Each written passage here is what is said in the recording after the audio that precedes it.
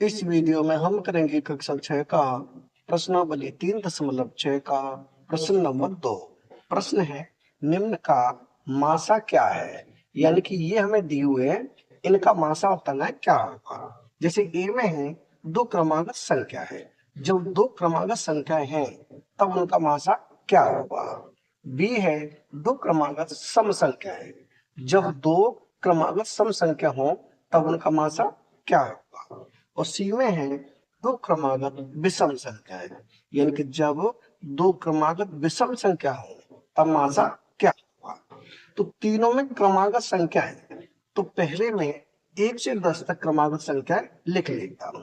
यानी ये हो जाएगा 1 2 3 4 5 6 7 8 9 और ये 10।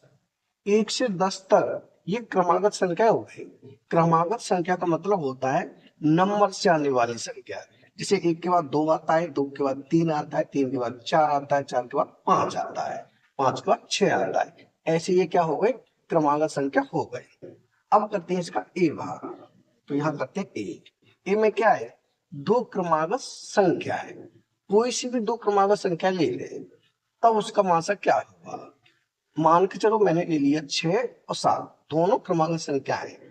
अब 6 के गुणनखंड करें पहले, यानी कि 6 के गुणनखंड क्या होंगे, 6 में भाग जाएगा 2 से, 2 का भाग 6 में तो 2 दिया 6, और 3 में किससे जाएगा 3 से, यानी 3 एकम 3। 6 के गुणनखंड क्या होगा, ये हो गए 2 गुणा 3। अब करें यहाँ 7 के, तो 7 के गुणनखंड क्या होंगे, 7 में किसका भाग जाता है, केवल 7 का ही जाता है, यानी 7 एकम 7। ये होगा 7 के गुणनखंड केवल। यानी इसे हम ऐसे लिख सकते हैं, जैसे 6 बराबर ये है 2 गुणा 3, यानी ये होगा 6 के अभाज्य गुणनखंड। अब लिखे 7 के, ये 7 में क्या है, केवल 7 है, तो ये 7 के हो गए गुणनखंड, 7 एकम 7 ही होगा। अब इसमें हम देखेंगे कॉमन क्या है, तो मासा कुछ नहीं दिख रहा है।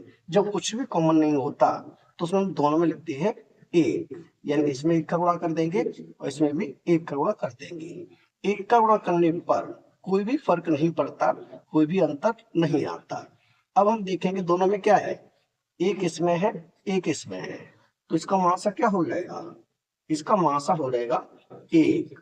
यानी कि जब दो क्रमागत संख्याओं का हम मासा ज्ञात करेंगे तो कितना आ जाएगा, 1 आ जाएगा। ये हो जाएगा हमारा ए भाग का उत्तर। अब देखिए बी भाग, यहां करते हैं बी। बी में क्या है, दो क्रमागत सम संख्या है, यानी कि अब की बार हमें दो क्रमागत सम संख्या लिखनी है। सम संख्या का मतलब जिसमें 2 का भाग चला जाता है। ये ले लिया 6 और 6 के बाद 8, ये दो क्रमागत सम संख्या हो गई।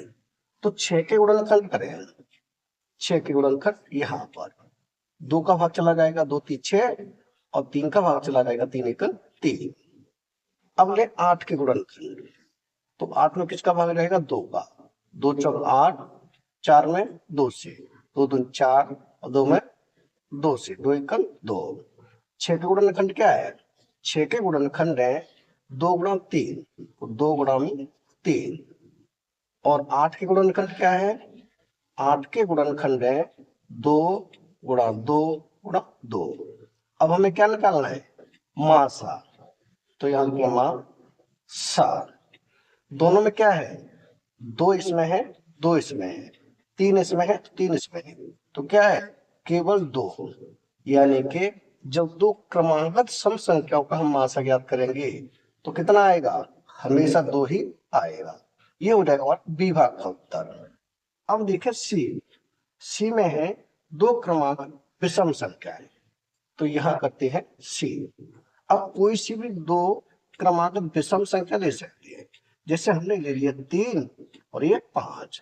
विषम संख्या का मतलब क्या होता है, जिसमें 2 का भाग नहीं जाता।